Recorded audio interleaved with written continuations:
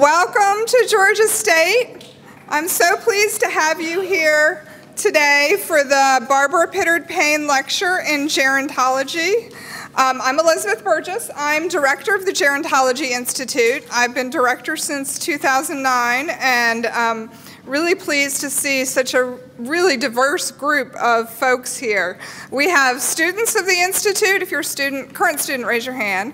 So we have some students here. Georgia State's gerontology students don't look like your traditional students always, so you can't pick them out of a crowd.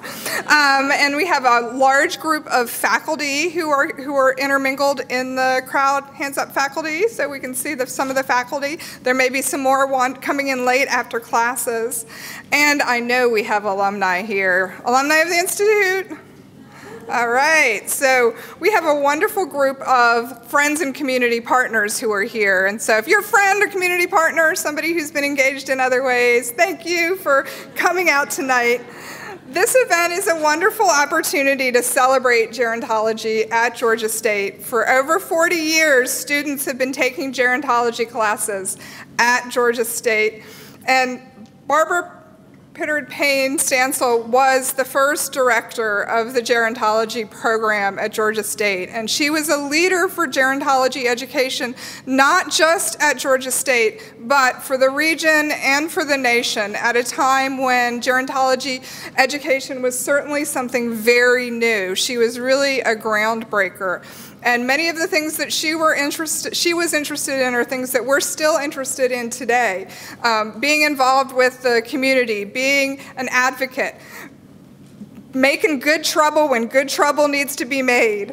And we continue that tradition, as well as bringing new people into aging services and programs, into aging research, into long-term care, to do the work that needs to be done as we have a continuing aging population.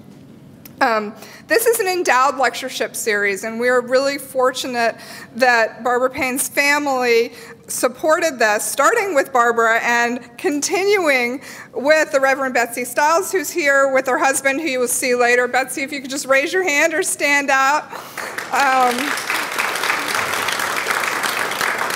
When I first became director a few years back, the Alumni Association, and Betsy's an alumni of the gerontology program, threw a reception for me. And the Payne lecture had hit a little dip. We'd missed a couple of years, and she pulled me aside and said, the thing I'd really like to see is to get the lectureship series back up and running on a regular basis. And so I'm proud that we're doing that. And so thank you for being here, and thank you for continuing to support this program. It means so much to all of us. This is a committee that pulls this together every year. We get a nicer program every year, and I want to thank and acknowledge the committee. You're going to hear from Dr. Jen Kraft Morgan in a minute, who's going to introduce the speaker. I also want to acknowledge Dr. Candace Kemp, who's in the pink sweater, Dr. Benjamin Kale, who is back somewhere. You'll recognize him from the beard. There he is. And Dr. Melanie Davenport over in the corner. Quanda Miller, who will not acknowledge herself, but is up in the front. And we had two student members of the committee this year. Jadarius Powell. Jadarius, where are you? Is over there getting things done, and Alexandra Roseford is also getting things done. So we're really fortunate to have a strong committee who made this event possible. Now I'm going to invite a friend of the Institute up to welcome you. Many of you know Walter Coffey as a director of Leading Age Georgia, as an alumni of the Gerontology Institute, and this year as a part-time instructor. But he also has a personal connection to Rialto, so he's going to say a few words. Great. Thank you. Good afternoon. So as a graduate of GSU, it's very exciting to be here, and I think what was really cool to just really think about Dr. Payne and being in her last sociology and aging class that she taught back in the early 90s, and Kathleen McNulty was in that class with me. There were about 9 of us. and it was awesome. One of the biggest assignments was who's bringing something to eat. And then we would get there and start stuffing our faces, and we would just dig deep and deep and deep with Dr. Payne, and we just continue to stand on her shoulders, because I would say that she's an incredible force in all caps, in our field, and made such a huge impact on so many of our lives. I completed my internship with the Georgia Council on Aging, and she just so happened to have been the chair of that council at the same time. So the fun continued, and being able to be a part of her life. So she meant a lot to me. And when I decided to go into this field and get the official paperwork to go with it, I started calling around, and everybody's like, "You're sitting right on top of the best programs ever, you know, right at Georgia State." I'm like, "Oh, really? That's pretty cool." So I did. It all worked out. But today, I bring you greetings not only as one of your colleagues in our field, but also on behalf of the board of the Rialto Center for the Arts here at Georgia State. And you might not be aware, but you're sitting in something that is a true jewel. There's hardly any theaters of this caliber that are connected to university systems in the entire United States. There's some that are kind of cheesy, but this one, I mean, this is like incredibly, it's internationally known. Leslie Gordon, the executive director, is really looked up to and respected with artists around the world, and they bring folks from all over the world here. So I really want to encourage you to come back. Several of you said, "I've never been here. What happens here? What did this used to be?"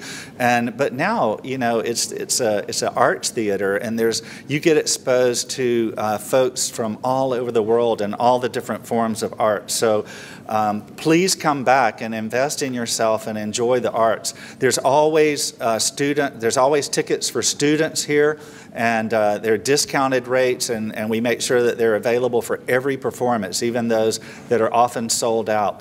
So please come back and invest in yourself, enjoy the arts. It's one of the great things, one of the many great things about Georgia State. So welcome to the Rialto, and congratulations on everything you're doing in your work in our field. Elizabeth, thanks. Thank you, Walter. There's a lot of information about the Rialto over there in the corner, so during the reception, I hope you'll take a look at the events that are going on in the Rialto in the next couple of weeks and years. I'm going to pass the program over to one of our students, James Moorhead, who's going to speak to you about student programs and welcome you from the student perspective. But before I forget, if you haven't picked one up on your way out, pick up our new newsletter. We have them at the table in the front. This will share a little bit about the latest news and events going on in the Gerontology Institute. We also have a table with other information about the Gerontology Institute and a table of aging resources. So if you don't know how to access services in the community, if you want to get engaged in the community, we have lots of information and some freebie things you can take home with you. James Moorhead.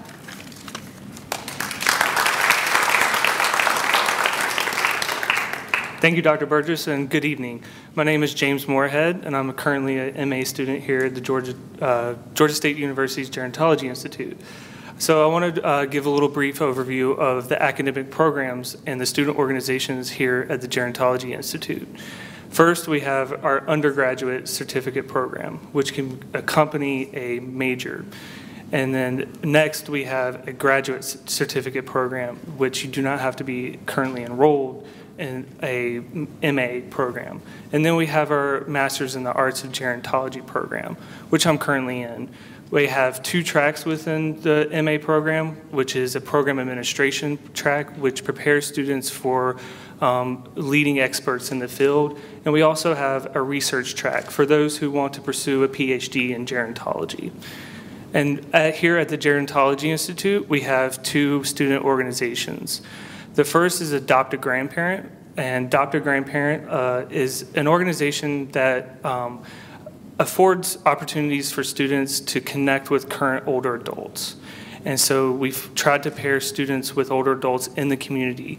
And so this is oftentimes the first interaction that many college students have with older adults, and it also provides the older adults with a sense of community tie-ins.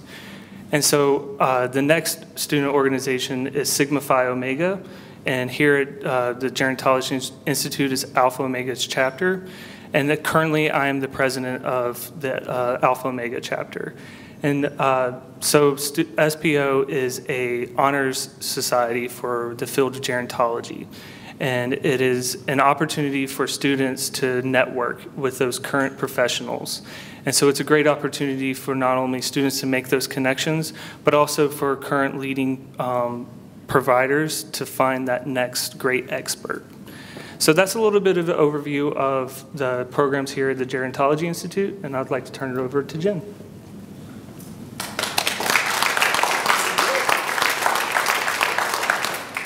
We're going to have to put it back up for you, Ann. There we go. Good evening. I have the pleasure of chairing the Payne Lectureship Committee this year. I want to echo the thanks that Elizabeth extended to the committee and to the students and all the student volunteers that have helped put this together. We at the Gerontology Institute are really excited about this year's guest speaker. As you can see from the bio in the program, Dr. Basting has impeccable credentials as a writer, an artist, and a scholar. What's most exciting to me is Dr. Ann Basting does what so many of us aspire to do. She has successfully constructed a strong bridge between research and practice. This bridge has a powerful and direct impact on the quality of life of older adults. She has found innovative ways to combine vision, creativity, evidence-based reasoning, and practice to not only engage persons with dementia, but also to make a positive change in the way as we as a society think about memory and our friends and loved ones whose memory has changed.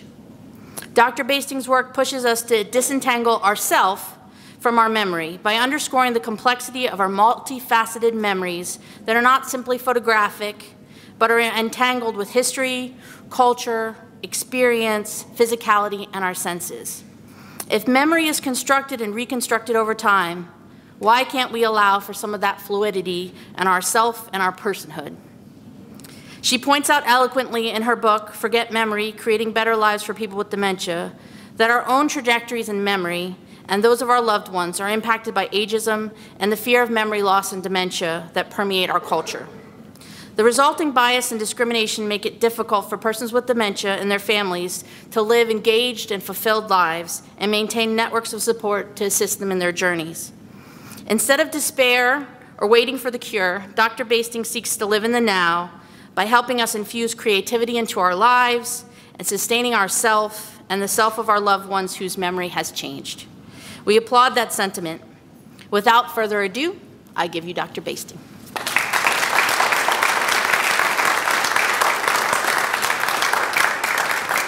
Well, that's just about the nicest thing anybody's ever said about me. Thank you.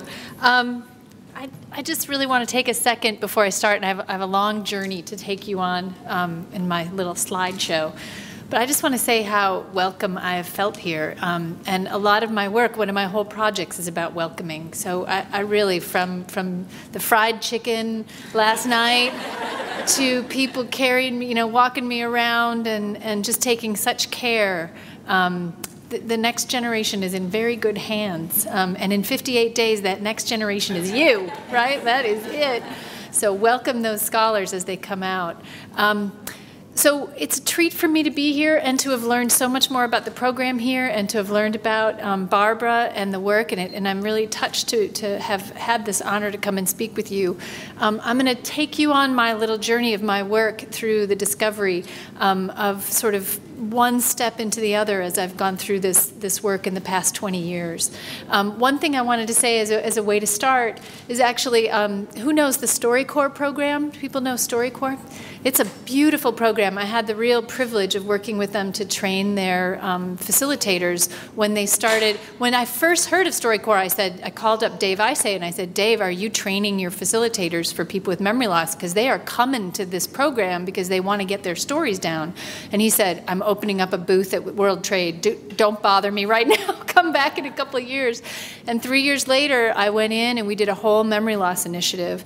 In the first training I did for them, I said, all right, you facilitators, people without memory loss are very irritating to people with memory loss. Your job is to not irritate people with memory loss.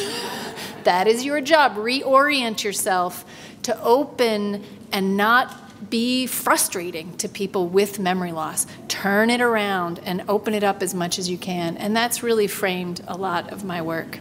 So I have to work this fancy little stick here. Let me see if I can do this. There you go. So here's where I start. Look at that. That is Brainerd, Minnesota. This is a group called the Geritol Frolics. They are still an active group, and when I was doing my PhD, I was really interested in the social performance of aging, this overlap between theatrical representation and the performance of that we do every day in our own lives. How do we perform our own aging, and then what does it look like when we put it on stage, and the tension between the two. I followed around senior theater groups all over the country. At the time, there were maybe 200 of them. Now there are nearly 1,000. You have your own here, and the name of which I looked up right before I got here, and now I forgot it already. But you have one here in Atlanta. I went, it was incredible what was happening in Brainerd. 100 people are part of this group, and they do 3-hour vaudeville shows, like review formats with 28, 30 costume changes. It is really profound. It totally transformed people's lives who were in that community, the older adults. And I interviewed one of them, and as an example, one of them I said, Helen, what were you before you came to the Geritol Frolics? Oh, I was a widow.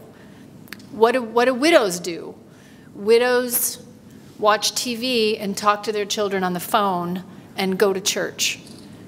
All right, now what are you? I'm a comedian. What do comedians do? We go to rehearsal, there's 50 people, we tell jokes, they give me a line to read, I come out and I practice it, and then it was a complete transformation for this woman who was 87 years old. So my exuberance in studying these representations was really, this can radically transform the way we think about aging in America, which has this tendency in gerontology theory toward rigidity, like you're performing yourself, you're distilling yourself in the performance of who you are, and the old dog new trick kind of a idea that's sort of, anecdotal theory, right? Everyday theory. And just by taking on a new role, becoming a comedian at 87. I went to a performance where there were 3 people in their 80s playing King Lear, right? Or Juliet at the age of 93. This is a radical transformation. You're opening possibility and layering on new roles and expanding what you can do just at a time when the rest of the country is telling you you're limiting who you are, right? So this was like, I'm turning my dissertation into a book. It's incredible. And then I have this realization. I asked somebody, I said, what happens if you get memory loss? And they go, well, they still get to wear the sweatshirt. And we come to their funerals. But they were off stage. Once that happened, they were off stage at the Geritol Frolics. And I was like, really? That's it? And I looked at all the performances. There was one cane in all the shows that I saw. They were trying to create a new representation of aging that was cleansed of all of that.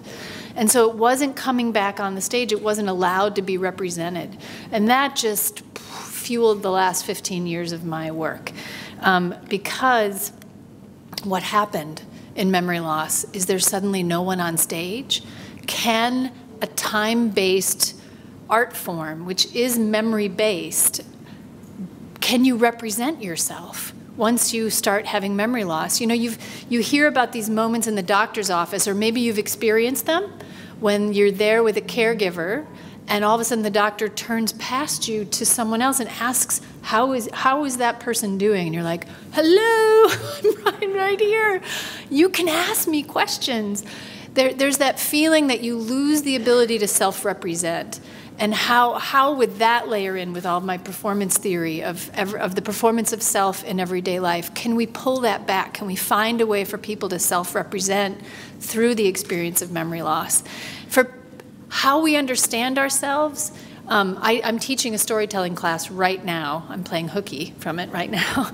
And I open up my storytelling class and say, this is how we understand who we are. We story ourselves from minute to minute and change who we are by narrative. Story is how we connect to other people. I share my story with you and you understand a little bit about who I am and we exchange. And that is, can we bring story to people with memory loss and to give them that transformative power that the Geritol Frolics had, and can we bring that to people with memory loss as a tool? So here's where I went. I obscured this photo a little bit, but you understand the setting. This was my volunteering when I first moved to Milwaukee.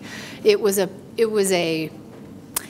not a happy place. It was a very much like this. Everyone's centered around a TV. When I went there to volunteer, it was Wheel of Fortune playing very loudly. There were also, it was a Catholic place, so there were nuns in wheelchairs listening to Mass on transistor radios very loudly. There were people who were pharmaceutically restrained, which we understand now is psychotropics, just to sedate people into placid behavior for the convenience of the facility, not for their safety, because those have death as a side effect. I like to say nobody's ever died of poetry, right? And we have a lot higher, better impact. It was really a difficult place. What could I do? I started out with reminiscence. I heard people talk about reminiscence techniques and that they really love using them. And it is great. But I tell you what, my little group that was gathered around me each week, let's tell stories about holidays, and they could barely lift their heads to engage with me. Reminiscence was not going to work in this setting. 6 weeks, I tried all these different reminiscence theatrical techniques to get people to open and share their stories. And 6 weeks, really nothing came out. And then I started to smoke. No. Then I brought in, just out of desperation, I just tore a picture of the Marlboro Man out of a magazine. And I brought in a big sketch pad. And I went out to the group. And I pushed through the wall of the odor of urine that you had to push through every week when you walk through the door. And you suppress the gag reflex, and you walk into the common room, and the alarm's going off, and the TV and the transistor radios. And I'm like, I'm going to do this. We're going to do this. And I said, you know what? Memory, we're not so good at. Let's just put that over there. We're going to make up something. Here's this picture. Say anything. And I will weave it, together we'll weave it into a story. And someone lifted their head and said, I said, what do you want to call this guy? Someone said, Fred.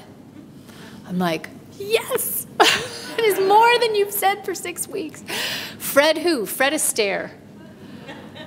All right, where is he?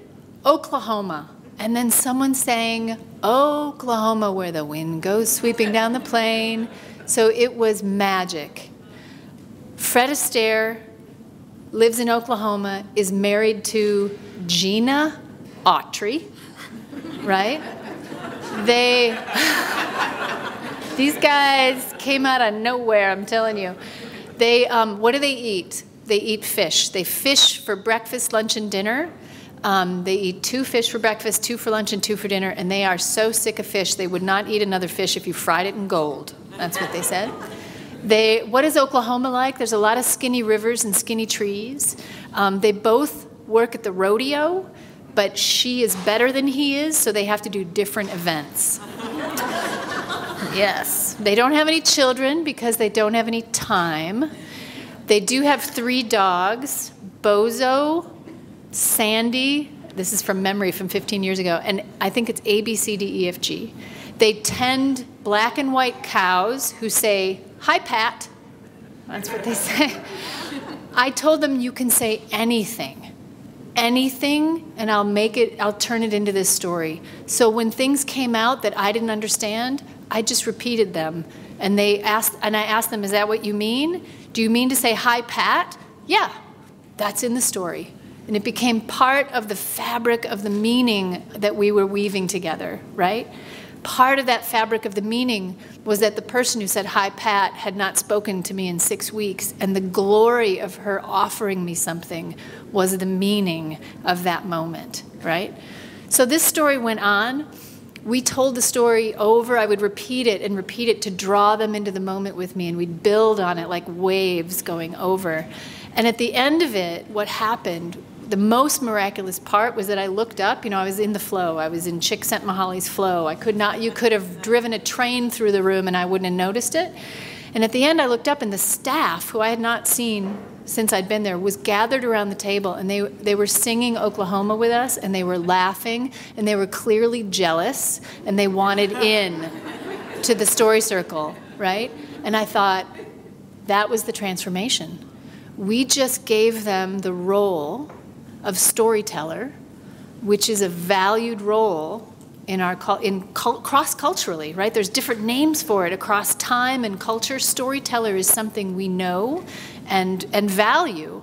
I had just transformed them in the eyes of the staff into something that has value. They took on the role of a storyteller, and that staff wanted in on it. They were audience. They were, like I said, they were jealous of this role. So you might imagine that after that week and that story, I did nothing but repeat the exact same thing, and that is what I've been doing for 15 years. Really, at the end of the day. I just went back, and I called who now my husband. I was like, I just think a miracle happened. He's like, just do it again. See if you can do it again. See if you can do it again and again and again. And I got out, and after like 12 weeks, and I had story upon story upon story that felt like jewels to me. People don't know this is possible. People don't know that if you just shift and you say, you know what, you don't have to remember anything. You could say anything, and I'll weave it into the fabric of meaning, and you have the power to do it as a storyteller. The world opens, and we could connect emotionally, and I could learn their language. Whatever language they had to express who they were, I could learn it, and I could teach it to other staff and to volunteers to do that technique. So that is what has grown into the Time Slips Project, and it's now, as of 2013, an independent nonprofit. Let your imagination soar. We open storytelling to everyone by replacing the pressure to remember with the freedom to imagine. And really, that's what we've been doing. I wanted to read you a story. You get the idea of the Fred story, but this is one of the first stories that came out after that initial volunteer time. I got a grant from the Brookdale Foundation to can you replicate it in other settings? You know, the researchers know if something works, you got to try it in another setting and see if you can replicate it. So we tried it in 2 adult day centers in Milwaukee and then 2 in New York. And we also tied a public education component to it because you get these jewels and you want to share it and see if you can build the value by sharing it out with a broader community. So we were doing art exhibits with the stories, plays. Since I'm a playwright, we did original plays both in Milwaukee and in New York. So this is a story that came out of, can you see that picture? It's kind of, you get the idea of the picture. And sometimes the idea of the picture is all that the people with memory loss can see, because it's hard for them to actually make it out. So this story is called Drifting with Good Fortune. First of all, that's great. This is the story of a woman named Holding On, because she's really just holding on. She is famous for having no inhibitions. She is from England, but she makes her living as a can-can dancer in Paris. Her reputation is widely known. She dances with her pet ostrich, who is called the Seeable One. But there is a rumor that the ostrich is no pet, and that she is really part animal with very lovely legs. It looks that way, doesn't it? She is a joker with a good sense of value. She is not ridiculous and looks at home. She looks very at ease with herself and looks happy enough to be all by herself. Right now, she is on vacation in Africa, relaxing. The weather there is very hot and a little humid, pleasant and a little humid. She is riding her ostrich and singing to herself, imagination is funny, it makes a rainy day sunny, it makes and then they forgot the word, la la la la la la la, that's what they said. She is happy to be alone and has a lot of charm. After vacationing in Africa, she'll go back home to England. She might perform again. She does whatever comes naturally.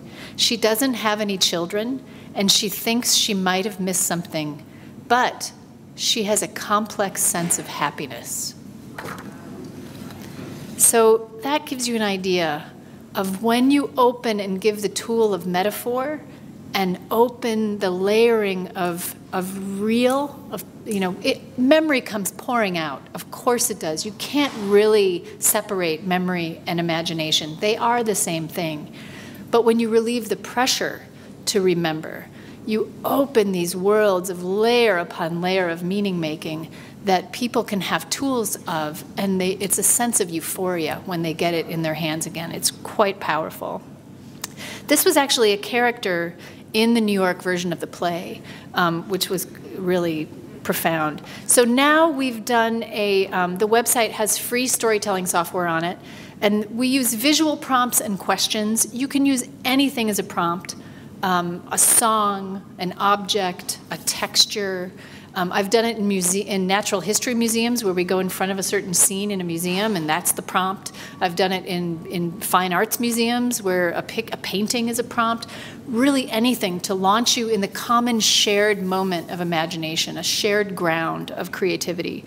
On the website you can click these and there's a storytelling page and it has question prompts. The key to this is, as a facilitator, is asking open questions, as open as you possibly can. And those of you who were there this morning heard the kind of questions that I was asking.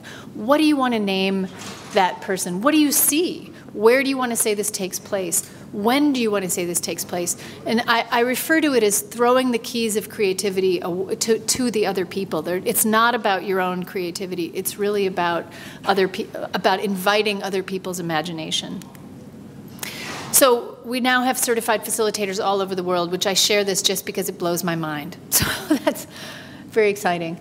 And I always couple this notion of the valuing of that process, the tenderness of that incredible improvisational moment where you're inviting expression from people and helping shape it, and the public sharing and the public valuing of those stories.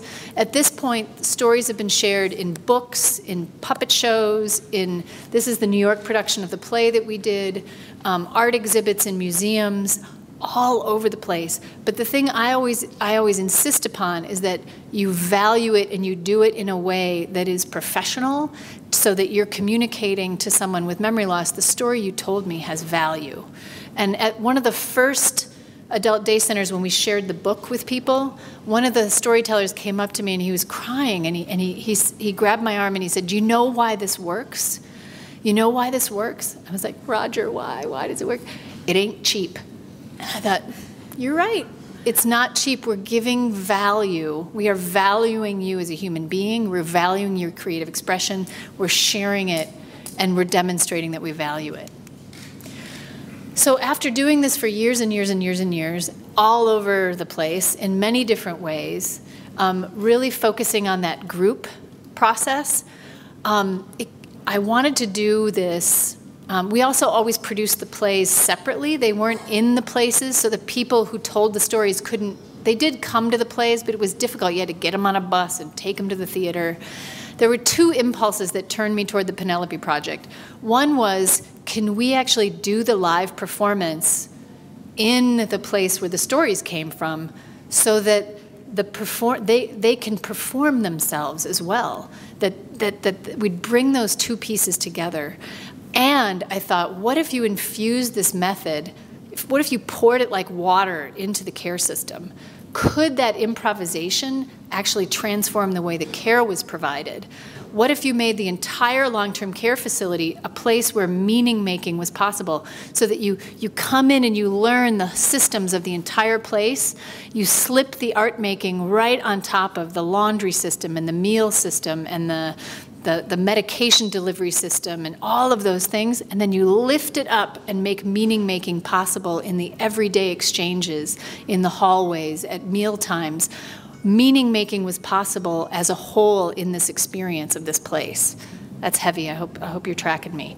So I got really high on this notion of making that possible, and that's the Penelope Project. We collaborated with Luther Manor 700 people work there, 700 people live there. It's 1 million square feet. This is independent living, assisted living, skilled nursing, and adult day. We poured this project into every inch of the place. We used as the Odyssey as the prompt. Partially, as I told people, I want the story to be older than the oldest person in the room, so that we are connected across time, like in that epic, mythic scale of story, where we feel immediately part of something much bigger than ourselves, and a legacy that will go on and last. And I could talk a lot about epic structures and mythic structures, but I'll save that. I had a storytelling class and a playwriting class of students. We actually had 3 different classes that worked with us on this production. But this is the beginning of when the students came out and learned how to facilitate, to break apart the Odyssey into 1 million different questions, not from Odysseus's perspective, but from Penelope's perspective, the hero who never left home, the hero who kept home and welcomed Odysseus back home. What would it mean from the perspective of the people who live in the home to explore Penelope's inner strength and cunning, instead of looking at Odysseus, who goes off and slays the dragons and, you know, fights the wars? So we did cross trainings across the folks at the facility and the care community, the academics, the students, and a professional theater company called Sojourn Theater. And we all came together and did workshops. We did almost a whole year of partnership building to explore common goals and language and individual objectives. And that kind of work is super important. And we did it for an entire year. The woman you see leading an activity here is Jolene Hansen, who is a longtime volunteer at Luther Manor. A former English teacher, and she was leading group discussions about who's a hero, what does it mean to be a hero, who is a hero in your everyday life. She was teaching heroic story structure. She also taught workshops. I mean, the other thing is you aim high. This is about lifelong learning and education, a curricular model over time rather than the one-off model, which is the usual model in long-term care. We dared to bring learning and to say people can learn even if they're on hospice, even if they're in mid to late stages of Alzheimer's. This is possible, and we're going to do it. She also did letters between Odysseus and Penelope, and then the visual arts person came in and said, how would the letters get to each other? And the participants said, by bird. And so they turned the letters into origami birds, and they made a display out of these origami birds that was, I don't have a slide of it, but it's beautiful. It was also a lot about making home, that Penelope kept the home for 20 years and made a sense of home. So we used the basic time slips method to do poems about what home means to people, and that went right into the play. One of the students came up with this idea. This is Jake. He's 19 in this picture. He went out, and this is in the skilled nursing area, and he had a red ball or a pink ball of yarn, and he said, okay, Penelope's story is essentially a love story. Odysseus comes home.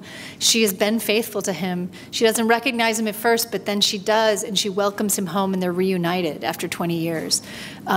He said, I just asked my girlfriend to marry me. I'm 19, and I don't know what I'm doing.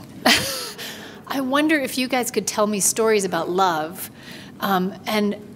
And each person who tells the story will bring you the piece of yarn. And by the end of the session, it was crisscrossed all over the room with people holding the pink yarn, having told stories about parents and children, godchildren, if they didn't have their own children, kids they mentored, pets.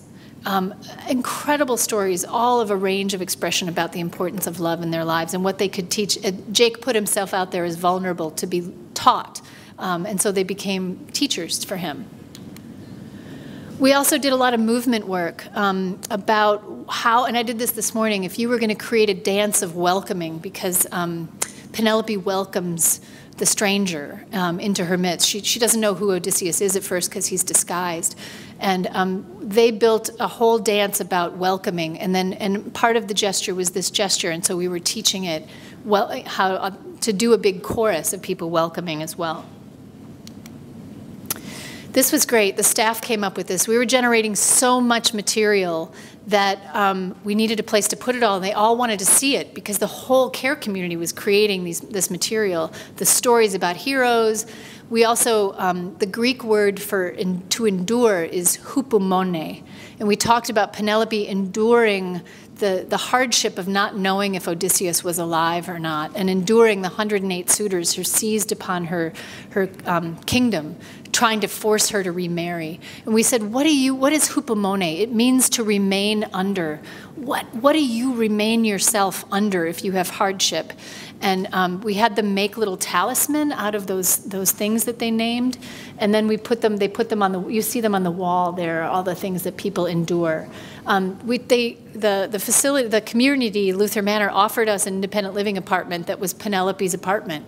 And the paint staff, who paint the whole building, came in and made this beautiful ceiling with a sky bursting through.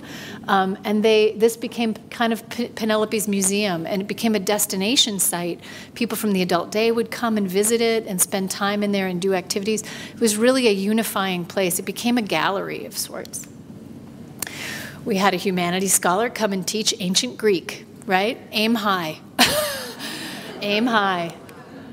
We did a weaving exercise, and this is where people ask me if we had to do special activities for people with Alzheimer's, or, I said every activity we do as part of Penelope is going to be accessible. Baseline is that someone with Alzheimer's should be able to do it, and then we back up and it's accessible to anyone.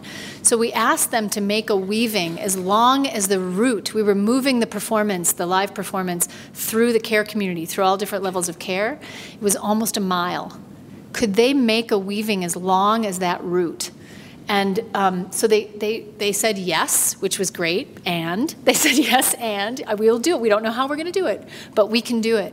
They got the plastic rings that come around six-packs, and they found out after they tried to staple some together that they come on a big roll at the liquor store. They got a big roll donated. They had all this old ribbon and fabric that had been donated in the craft room. And the people who had disabilities could loop it through the rings, just very simply weaving. People without disabilities were crocheting very fancy things and doing incredible things. On segments about this long was each individual person's contribution. And then they put them all together, and it was almost a mile long. And that was, you would follow that on the route of the care, through the care community to get through to all the different scenes that we were performing. Here you see it became an activity of the care community to put it up, not only to do it in these weaving circles, but to put it up. We also asked, we created hyperbole with how does the care community itself welcome people? They said, well, we always have cookies in the Welcome Center. And I said, can you make a mountain of cookies? There it is, they made it, yes and. We performed with the residents. They were part of the performance itself. Here you see this is a rather bold scene to stage in a care community. It is the slaughter of the 108 suitors in the banquet hall, which is also the assisted living dining hall.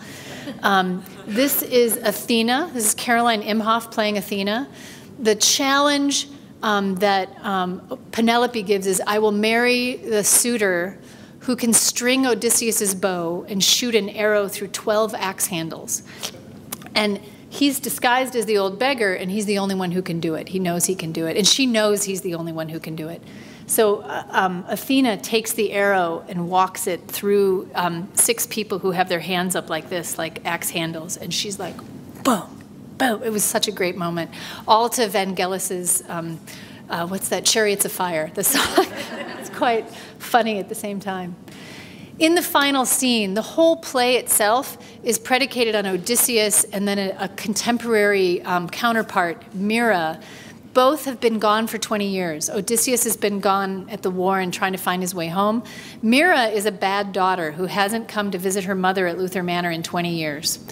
It's a buddy story of finding their way through the care community to find Penelope. She's always almost there, and then she's not there. In the final scene, anybody who lived, worked, visited Luther Manor who wanted to play Penelope could. It was choral, and they were behind a curtain. And when they opened it, it was this gasp of, that's Penelope. And Penelope welcomes Odysseus and Mira home, recognizes them and welcomes them home. It's quite a powerful scene that I'll show you in a little video next.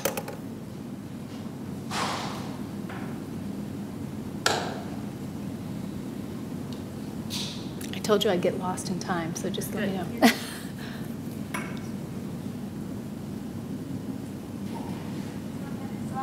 okay if I push you over there? I'll get up and turn you around.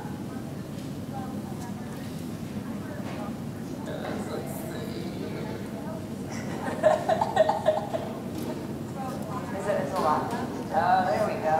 I don't need it. You didn't tell me your Can you hear it? We're going to go for a walk. That's right. You know, the story's all about Penelope. We're looking for Penelope. We go all through the building to find her. And when we finally find her at the end, there's not one Penelope, there's 100. So that's what we find on the other end, that actually we've been looking for Penelope, but there's a Penelope story in everyone. That everyone has waited, everyone has love, everyone has a story of being a hero in your own life.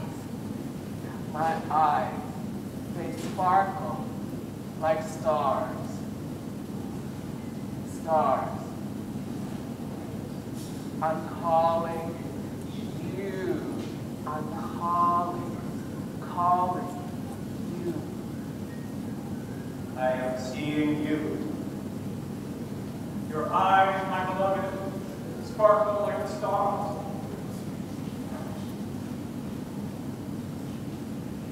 You are the ones that make this place home.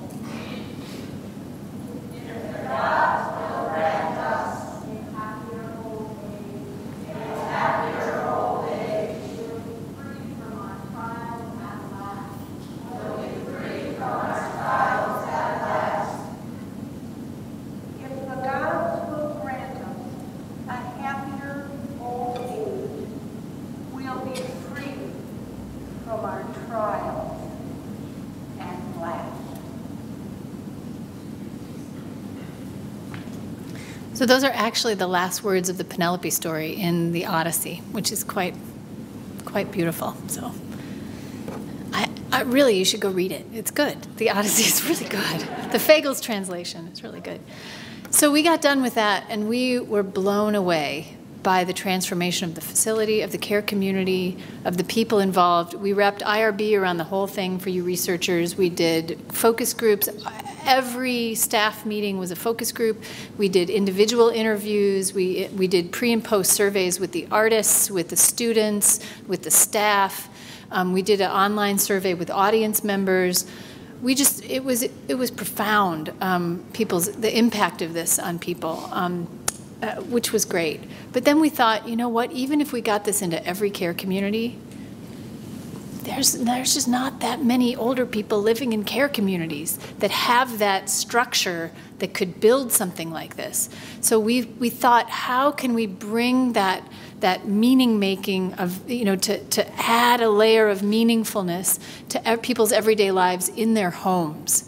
So the same way that we studied the structure of the care community, the same team, my students and then the Sojourn Theater Company, we studied the mechanisms that are in place to reach older adults in Milwaukee living at home.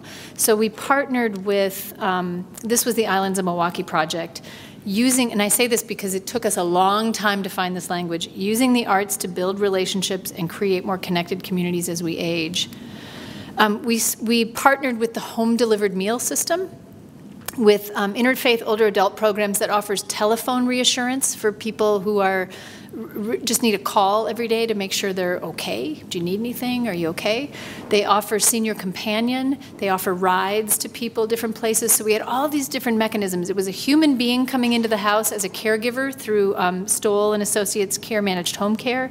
It was a telephone as an entryway.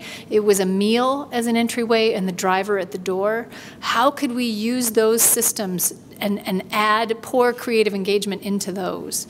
Crafts project, and people just aren't interested. I'm like, it's not a craft. So it also became a language issue. How do you even describe meaningfulness? We want you to make meaning with it. Like, the language is just so, there's no, how do you, it doesn't go across the bare, you know, how could we describe this? So we wanted to create the simplest invitation to engage. Super simple, risk-free. How do you do it? we came up with the questions of the day, which really became questions of the week, because there's no way we could mobilize this whole system every single day. But we did it every week. And we created these cards, and I used them this morning in the session, and then I have some sample ones out on the table out there. Don't take it with you, because they're the only ones I have. But so there were 45 of these that we came up with, and we vetted them with all the staff, and we had older people in our focus groups and our stakeholder groups, and we really came up with patterns of the questions so they would build off of each other. But if you got them out of sequence, it was okay. On the back, you could handwrite your answer and send it back with the meal driver. We had a whole system for where the meal drivers would drop it off, and then we'd get it sent back to us. Or lowest common denominator. There is a website, so if people had access to the web, they could do it. But most of these people who are getting home delivered meals are lucky to have a telephone. And so they had a phone that they could call in and record their answer. We had a relationship with a radio station because we thought we also have to share it back with them so they know they've been heard. So we edited together radio segments of the answers to the questions of the week, and each week we had the Islands of the Day segment on the radio. And this was the question, and I wanted to share this with you. Last week we kicked off a weekly segment. You're going to have to strain to hear this one. To connect and engage seniors living across the Milwaukee area with a question of the day. Well, whoop. Oh, now it disappeared. Oh no. What was happening there? Now I'm just confused. Oh, no, I'm going forward now. Sorry, momentary break. So I don't think you're going to be able to hear that very well. So I'll just tell you that all of the radio segments that we did are on the website, and you can click on them and hear them all. And they're just they're lovely answers that range from, the mundane to the sublime. So it's really, and it's great to hear people's voices. We also, on the handwritten cards, and that's one of that you get a feeling for the handwritten cards here. We had a graphic designer. Is my graphic designer here, a student from this morning? She would pull off those answers through her design program, and then she would make posters, and then we'd send them back to the congregate care lunch sites that we're trying to infuse creative engagement into the lunch sites, and also in the meal drivers dispatch center, so the drivers could see all of them and get engaged and excited about it as well. And there's something about the labor. You could feel that labor of the handwriting, and it was very powerful to see all of that. We also offered, if people called back or came recommended to us for artistic house call, we would follow up and do an artistic house call. And we did this probably a dozen times. And it all centered around one of their responses. So I did a couple different artistic house calls, and this one was based on this question: what is a well-worn path for you outside your home? And I went and saw Bill, and Bill talked about the path. He had a farm, and he became obsessed with pulling rocks out of the path, and his family made fun of him because he was always chaining up rocks and getting tractors and pulling rocks and building these rock walls. And I said, why do you like rocks so much? And he said, they don't talk back. And they accept me for who I am. He had severe Parkinson's. Our sessions were very long because he was very slow to speak. And he said, when I'm touching the rocks, I feel like I'm connected to farmers from generations ago, which I just found really beautiful. And I said, is there a song? Because he couldn't speak very well, but he could sing like nobody's business. And so we rewrote Rock of Ages with words about his story, about the farm in Petoskey and the Petoskey stones, and it was just a lovely piece. I asked someone who was beyond language, who clearly was not going to give me a verbal response, how does water move? He loved to take walks by the lake. He was really active physically, but he was really so deep into dementia that he had almost no language. He collected driftwood from Lake Michigan. We're right on Lake Michigan. And when I asked him this question, he picked up a piece of driftwood, and he began about a 30-minute dance with the driftwood as though it was rolling across the water. And then he would put it down, and then he'd take another piece of driftwood, and it was so beautiful. And his wife was next to me, and she said, film this. And so I got it on my iPhone in their tiny little kitchen. I don't have the video of it, but I have him here so you can see a little bit of the dance that he was doing. We taught that dance to my students, and to embody Jim and to study this range of movement and for them to repeat it was an act of empathy and embodying an older person with disability in a way that they wouldn't have had access to otherwise. It was very powerful. We also taught that dance, and they did variations of it to Sojourn Theater. Here's Rebecca Martinez and James Hart, who played Odysseus, and she played Mira. And we went to Fran is Jim's wife. We went back to their house. Jim had since moved into a care community. We said, do you want to see Jim's dance? And she said, yes. And I said, where do you want to see it? And she said, in Jim's garden. He tended this garden in the back. He danced with driftwood. Do you want them to dance with something else? No, driftwood. So they went out in the back on this beautiful fall day and did the dance once through. And then I said, do you want to change anything or join them? And she said, no, I'll just watch it again. But then in the middle of the second time through, she got up and was dancing with them. And then her neighbor, who she's been tending, who's very isolated, she was really in the last stages of cancer, came in through the alley and joined right in. And the cover photo that you saw of the woman in the purple is the neighbor, Antoinette, who came in and danced with us in the backyard, which was the best performance I've ever seen in my life. And here it was in the backyard. So the other thing we learned about social isolation, why people stay in their homes, I talked about a little bit today at lunch, is that they give up trying to walk on the street. They give up trying to cross the street. They don't have confidence as pedestrians, particularly in Milwaukee, where, I don't know, 7 months out of the year, the weather is questionable, and you don't feel confident even walking. So we wanted to find a way that we could learn more about this. Where are the intersections that you wish you could cross? A lot of these questions were about yearning. Where would you like to go if you could? Because subsidized rides will only take you to the doctor. They won't take you to the places you actually dream of going. So we wanted to learn where those places were. So we got about 400 answers to this question, which was at least twice the amount of answers we got to any other question.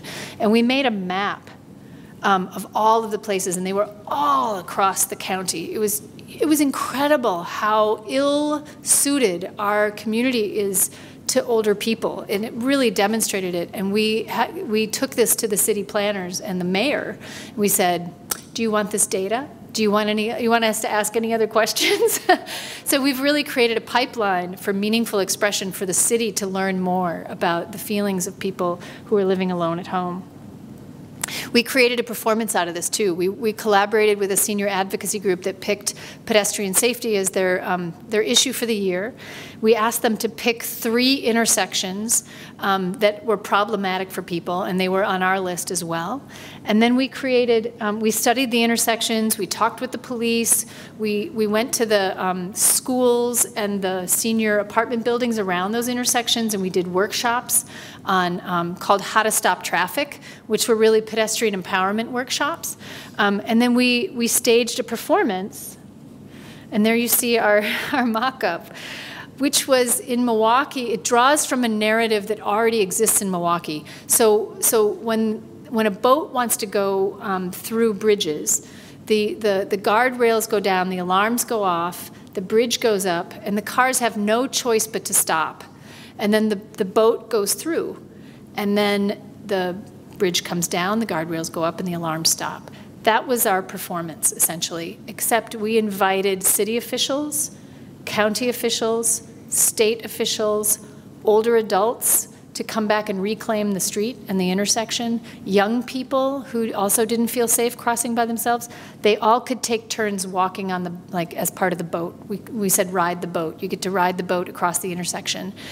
We went around and around saying, do we need a permit? Are we doing a performance here? What do we? And finally I met this woman at the city who was great, who said, honey, it's your God-given right to cross the damn street. She said, are you going to block traffic? No. Are you going to hood any meters? No. She goes, oh, honey, it's your God-given right to cross the damn street. I have MS. go do this performance and make the damn cars stop. And I thought, wow, you know, we're touching a nerve, right? So it was fun. I am telling you, the weather was kind of crappy, but it was really fun.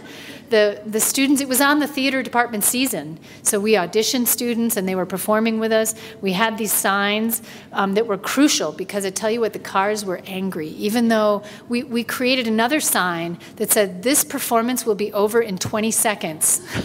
And we would hold it up to any cars that you could feel were getting hostile.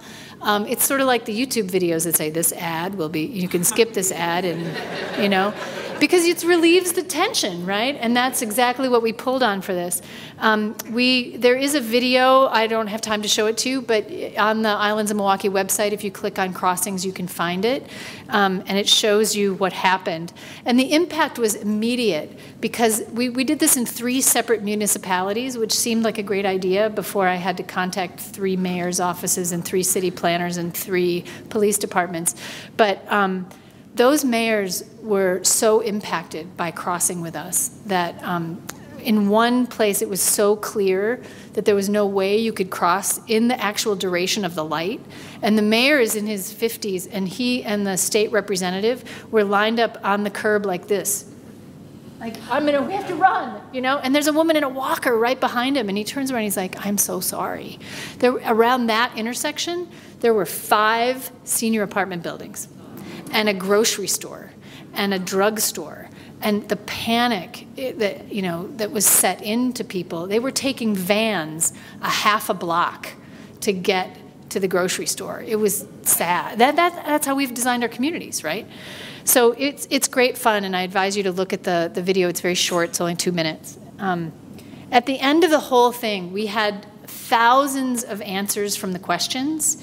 The website, also you can answer the questions on the website. And we had all of this audio. And so in City Hall, we wanted to bring this issue back, again, value it in a way that shows people that these responses mean something. So we staged it in City Hall, which our City Hall is really, it's gorgeous, it's crazy. It's an 8-floor atrium from the late 1800s. And we built a huge island on the ground floor, and there were listening stations on the island. You can kind of see the listening stations there. And then from each of the listening stations profiled one of the people we did a home artistic house call with. And then a string from that station went up to the 2nd or 3rd floor, and there was a little placard that explained who they were and what their answers were. And then the same question of the day that people could answer themselves. And all the answers that we got from the home delivered meal recipients were also kind of clothespined up to these lines that were around those interactive questions stations. So it was great. There you see the listening stations. And they were just great fun, so families of all ages. We also did it at City Hall on a day that's called Doors Open Milwaukee, which I don't know if they have in Atlanta. It's like basically a huge citywide open house where any of these historical buildings would all be open for tours on the same weekend. And it starts at City Hall. So we had thousands of people coming through that weekend. There's one of the interactive question stations. This is the intersection question one, and this woman is Tilly. She called the Islands line and said, I heard, is this true? You're doing a project to make cars stop for pedestrians? I'm helping you in any way I can. She said, I can't look out my window anymore. I get too panicky watching older people trying to cross over to this church. And she lived on a busy intersection. So she was our docent at that site during that performance day. This is a woman who responded to every single home-delivered meal question that we had, Angie. If you could go anywhere in Milwaukee right now, where would you go? I've had a hankering for lobster. I want to go to the Red Lobster, but they're not handicap accessible and I can't get in. I'm like, oh, she just wants to go to the Red Lobster. Will somebody take her to that? It's not so hard. She answered every single question, and we made sure she could get down to the site. We did artistic house calls with her. She wanted to paint. She created a whole series of paintings that we're now entering into a painting competition. It was a great experience. Ernest answered questions of the day. The first time, he was a telephone reassurance program person who got them from his phone volunteer. And he left this long message the first time I heard from him. He said, You know what? My volunteer and I, the first time we heard this, we thought these questions were stupid. And then she said, this week the question is, what is your safe harbor? And I said, you know what? That's not stupid. That's my church. And the volunteer said, you know what? That's my safe harbor too. And he said, in that moment, we were more connected than we'd ever been. And he goes, I don't think these questions are stupid anymore, and I'm going to answer every one that you already gave me. And there were like 20. And he just like left this long message. And then I called him back, and I said, do you want an artistic house call? And he said, yeah, but nobody comes to my house. He's a hoarder. So we had James, Odysseus, do phone artistic house calls, and they did storytelling by the phone. This opens up, I'm telling you, this is untapped potential to link artists by the phone with older adults through music. Can you imagine a music program by the phone as the common denominator? Everybody wants to go to the internet, and I'm like, no, don't go to the internet. You got to go to the phone or to invite people to come out and be connected that way. So I'm going to stop there because I'm already past my time. But I just want to say this, which is creative engagement to me is not another added program. Because you know what? It'll never work. It's great. It's an add-on. Some places can afford to do it. Some places believe in it. I just think the potential that it brings for meaning making, it needs to be poured into the entire care system. We need to bring it in as a way of being in relationship to people. It's not an it's like in arts education, it's not an add-on because we'll just cut it. It needs to be the way that we relate and express and form relationship. Thank you for listening so patiently.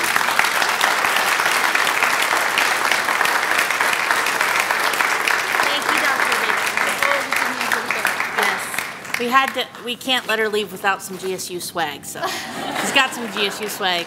So do we have a couple of minutes for questions before the reception? Okay, 5 minutes. Elizabeth gives us 5 minutes, so let's try. And I want to mention that too. Oh yeah, there's a puppetry company up in Putney, Vermont called Sandglass, world class, leaders in puppetry all over the world. They got taken by the time slips approach and went to some time slip sessions at a Brattleboro, Vermont nursing home and turned it into an incredible, beautiful puppet show that's going to be at the the Center for Puppetry Arts next week. Yeah, so look, it's called Degeneration and Exaltation of Larks, and then they're also doing a time slips workshop just to show how they did it. So. Yeah, so look at the Center for Puppetry Arts website. If you're interested in participating, I think it's like $30 for the workshop, but it's Dr. Basting, based on Dr. Basting's work. Yeah. It's fantastic. So let's take, does anybody have a burning question, or do people want to mingle and ask me in person? Ask in person. Anybody have a burning question they want to ask Dr. Basting? In the corner. It seems you do the most phenomenal work that I could ever imagine a person doing. And I'm wondering, and I've got to think everybody in this room would agree with me, so what's next for the country or state governments or the federal government? Or A small question. What 5 minutes or less. How do you propel this out? Well, I'll tell you what, I have some ideas. Time Slip's new mission is to make creative engagement standard practice in long-term care, in facility or community-based care. I'm shooting no lower than that, actually. Let's just pour it into the water. Let's make it the fluoride, right? I see that as possible. The way it's hitting first, and oh, you shouldn't get me started on this, is who's heard of Alive Inside, the documentary? So you should check this out. It is really incredible what happens. Music, literally because of the complexity of the coding, the way memory or music enters the brain, it really is one of the last things to go in Alzheimer's. It stays very late. And Alive Inside is the story of the music and memory program, which is really nothing other than bothering to find out what kind of music a person liked, putting it onto an iPod, and putting headphones on people and playing the music for them. It is that simple. It has profound effects. If you've seen this, there's like a viral YouTube video where Henry comes alive, and my thing is like, that's great. If that's going to get people into creative engagement, great. And nursing homes are jumping on board with this, about the training of how to do the iPods, how to do the customized playlist, when to incorporate it, how to put it in their systems. It doesn't tell you what to do once you wake them up. It doesn't include engagement necessarily. And to me, my worry about it is that it's going to become the pill of the arts in long-term care. Like, oh good, I can put this headphone on you and go take care of someone else. That's not how we're going to have, you're shaking your head, that's not how we're going to have impact. But it cracks open the door. Oh, you like this arts program? Let me show you how all you have to do is shift it a little bit, and we can teach you engagement. Well, you know, this is a very simple improvisation technique that we can just pour right in after that. So I'm hopeful, and you know how those programs are being paid? With fines. When nursing homes are getting fined, CMS has a fund from the fines, Centers for Medicare and Medicaid Services, and they're paying for the music and memory program. In Wisconsin, 250 nursing homes are getting this program out of fine money. And I'm like, hello, we're next in line, because we're teaching person-centered care. Yep. And they're trying to research it right now. Actually, my university has a big study on the Wisconsin nursing homes. They're finding compliance is a problem. You know, like how often they use the iPods and all this stuff, and how they maintain the lists, and those things are challenging. All this soft tissue care treatment stuff is always going to have that kind of problem, which is why people rely on pills to sedate people instead of actually engaging with them. But I'm hopeful that has opened a door into that kind of an approach. And also the NEA is now collaborating with the NIH on research to really wrap meaning, because that's what's speaking now more loudly than anything. And there isn't large enough scale research on creative engagement techniques. Timeslips has some of the best research wrapped around it, but some other programs are catching up. And if we can figure out what those common characteristics are of all those creative engagement programs, we could get an N big enough to really find what the impact is. The magic thing is that we have to find out if it reduces the amount of psychotropics that people are prescribing, because that's a money, you know, that's the gold in long-term care. And people living at home are getting psychotropics as much as people in institutions to sedate them behaviorally as well. So we need to shift them off that. Yeah? I'm just wondering, you didn't mention very much about home and home care for families, how you can care for your loved ones as they move in that direction. Because sometimes we're the first to observe that something's not right. And then how can we engage that person and keep them engaged? Yeah. And keep them in a home setting as long as possible? There's a lot, did you hear that? Asking about the home caregiver, the family caregiver who's seeing it first, and they want to be supportive and incorporate these techniques maybe to enrich the lives and keep them at home as long as possible in an enriched way. I'm sort of embellishing a little bit, but I hope I'm on target. There's a lot of work happening around that right now. Actually, I'm a part of a group at the National Center for Creative Aging, which is also a huge resource for you to look up, that's doing a home caregiver project, and they're prototyping it right now with videos. They walk you through a whole series of things that includes just breathing, and then inviting someone into either a visual arts exercise. They're trying to find language where it's just something to do together. It's not an activity. It's not, it's not a project. It's just something to do together.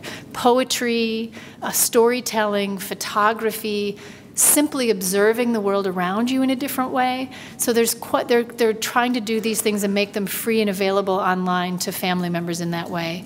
Timeslips online training is free for family caregivers. It's a 6-module training, so sometimes I want to create one that's a little bit easier for family caregivers who frankly don't have the time to go through that long of a training. But a lot of people are really trying to get there right now. Another book that's coming out from Health Professions Press, the name I can't remember, Katie Norris, who's a reverend, wrote it with an art therapist. She adapted the time slips approach into visual art with her mother. And so her book is all about recipes for doing this at home with a family member. More information than you ever could want. And I think we're going to have to stop so that we have time. But we're going to have a reception. We have food. We have some wine and refreshments. Dr. Basting will be here, and you can talk to her one-on-one or in small groups. But I want to get us a chance to engage with each other, because I think the work that we've talked about tonight is really exciting, and we want to talk about it, and it's best to talk about it together with each other. So please stay, enjoy some refreshments, and mingle, and stop by the table with Aging Resources and Gerontology Institute resources. And learn more. Thank you.